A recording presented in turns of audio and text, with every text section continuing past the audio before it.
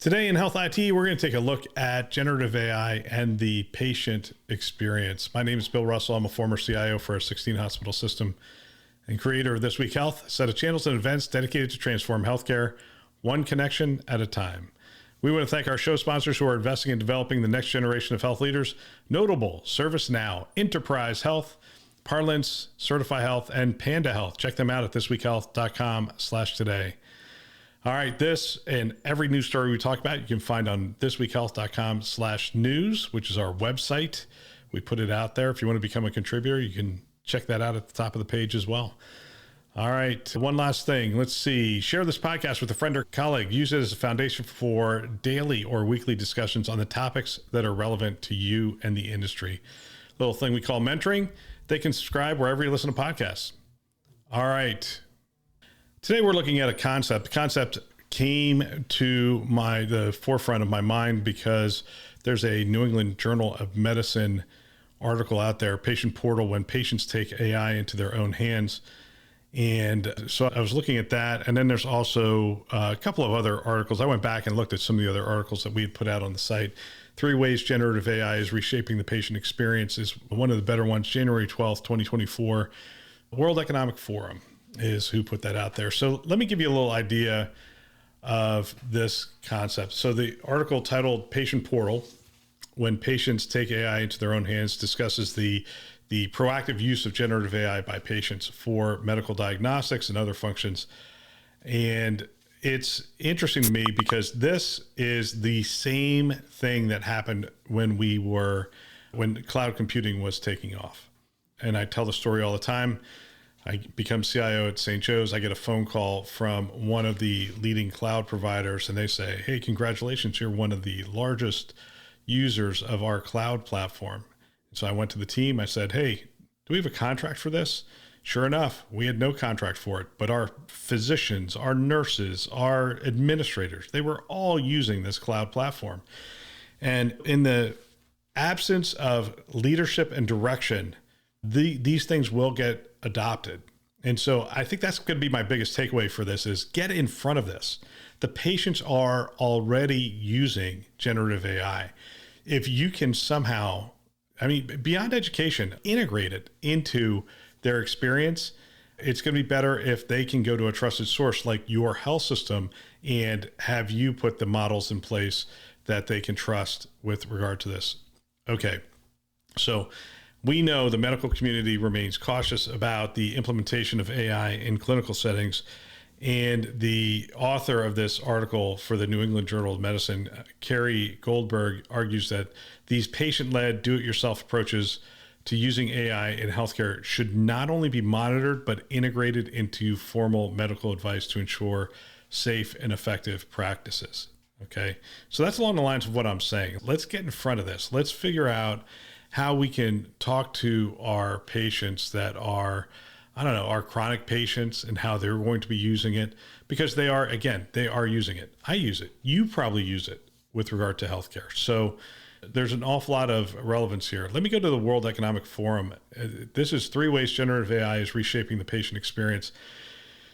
And they give 3 ways. Let's see, generative AI for patient use, why now? And here it is, how generative AI will revolutionize patient care, health education assistance, patient triage and co-pilots, and disease management. And they make the case for each one of these. Obviously with health education, it's already being used for that. Hey, I have stomach pain, I have these symptoms, and it is providing them feedback. Patient triage and co-pilots, given healthcare worker shortage, health systems need help shifting resources away from non-urgent patients to those who require timely, high-touch care. Early virtual care assistants have failed to scale due to the lack of open source models for more than 7,000 languages spoken globally and predictive AI's limited grasp of nuances across cultural contexts and health system archetypes. With specific and culturally diverse training, large language models can help healthcare providers safely stratify patients entering the healthcare system and route their care accordingly. So there you go. Patient triage is one of those things, and disease management. Let's see what it has to say. In their first year of treatment, up to 60% of chronically ill patients miss doses take the wrong dosage, or abandon treatment altogether, costing health systems hundreds of billions of dollars per year. While traditional algorithms can predict when a patient is likely to drop off treatment, they struggle to suggest, let alone execute effective interventions. I think it's going to be important to put these things in place. How is AI going to interact with the patient? Because today it is going to be through your website, through your portal. In the future, it will be through voice assistants, and we're seeing that grow and proliferate. And it could be a voice assistant that a health system puts in the patient's home. I could see that being a very real use case. And then beyond that, we're looking at the confluence of robotics and this. And I think in a decade, that's probably reality. And we're looking at robots interacting using generative AI for its language and its interaction with people and whatever else it uses for navigating the robotics portion of that. That's not what this episode's about. So I think we need to think as an industry, how are we going to do this? How are we going to integrate this at these basic levels, at the website and portal level, interacting with our patients? He goes on and talks about the need for strong collaboration. He gives 4 points: build trust through empathy and domain expertise. We must prioritize fine-tuning models on healthcare specific data and having doctors test and rate responses to improve outputs. Absolutely. Mitigate against bias. It's important to correct for bias inherent in the models. Absolutely. Keep humans in the loop. This is one of the most critical items. There needs to be escalation points. There needs to be points where it does get to a clinician who can assist the patient. And then finally, plan to scale across contexts. Given resource constraints, developing more cost-effective means to run large language models will be critical. Stakeholders must also work to create flexible deployment models that recognize varying needs across regions. Excuse me. So that's essentially what I wanted to cover. There's 2 articles. You can find them out on our website: 3 Ways Generative AI is Reshaping the Patient Experience, and Patient Portal, When Patients Take AI into Their Own Hands.